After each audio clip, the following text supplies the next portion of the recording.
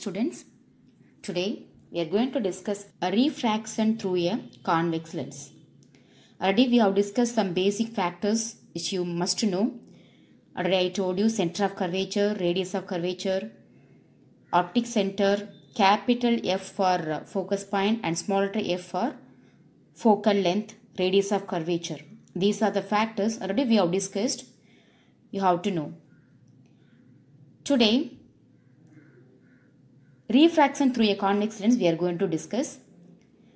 Let us discuss the formation of images by a convex lens when the object is placed at various positions.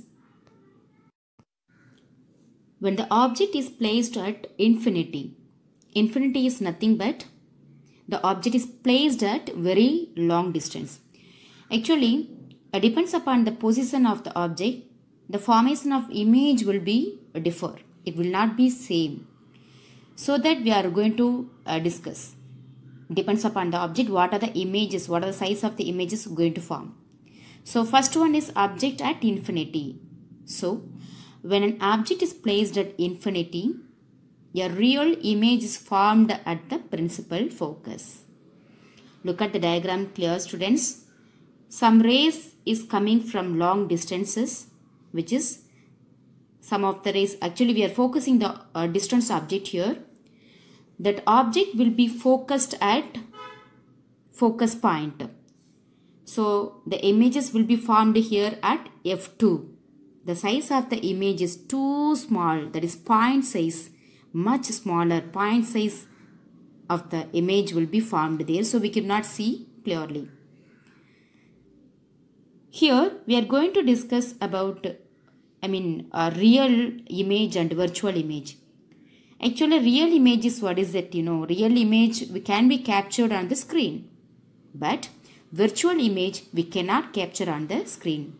So this what further we are going to discuss about real and virtual images. So that I am telling you real image is nothing but that we can capture in the screen. But virtual image we cannot capture on the screen. I hope you understood about object at infinity. Let me pass on to the next one. Object placed beyond C.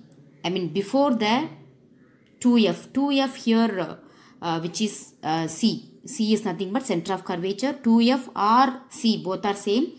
So the object is placed before, just before the center of curvature. What would be happen? When an object is placed behind the center of curvature, a real and inverted image is formed between the center of curvature and the principal focus. The image is formed between the center of curvature. Here also 2F2 is there, no? That is also center of curvature. So the image is formed between the center of curvature and the principal focus. The size of the image will be smaller than the object. The size of the image will be smaller than the object. And next one, object placed at C. C is nothing but center of curvature. So we are placing the object exactly at C. That A and B is object. A dash and B dash is nothing, the image. That for the differentiation we have given as A, B and A dash, B dash. A dash, B dash is nothing but image. A and B is nothing but object. So what is here? Object is placed at C. When an object is placed at the center of curvature, which is C or else 2F, a real and inverted image is formed at the other center of curvature. We have two center of curvature, two focal length that we know well. When you place the object in C1, that is center of curvature 1, the image will be formed at center of curvature 2, C2. The image will be formed. And the size of the image is the same as that of the object. The size of the image is same as that of the object. There will be no difference in the sizes. So the image is real and inverted image is formed at C2. That is another center of curvature. And when the object is placed between F and C, between F and C, what will be happen? When an object is placed in between the center of curvature and principal focus, your real and inverted image is formed behind the center of curvature.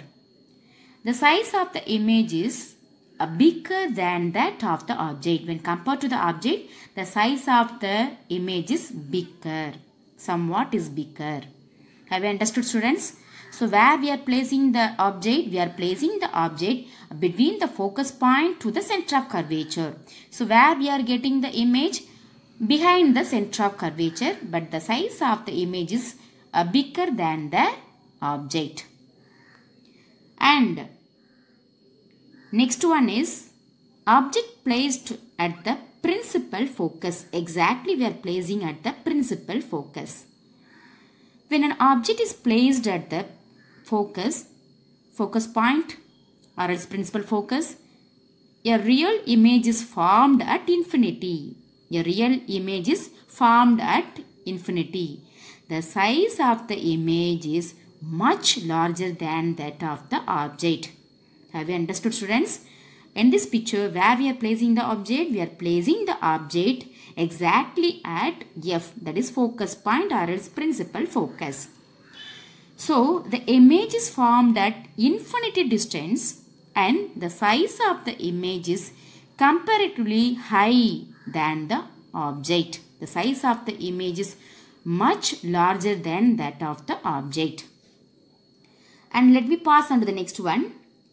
Object placed between the principal focus and optical center. Actually, we move the object closer to the lens. What would be happen?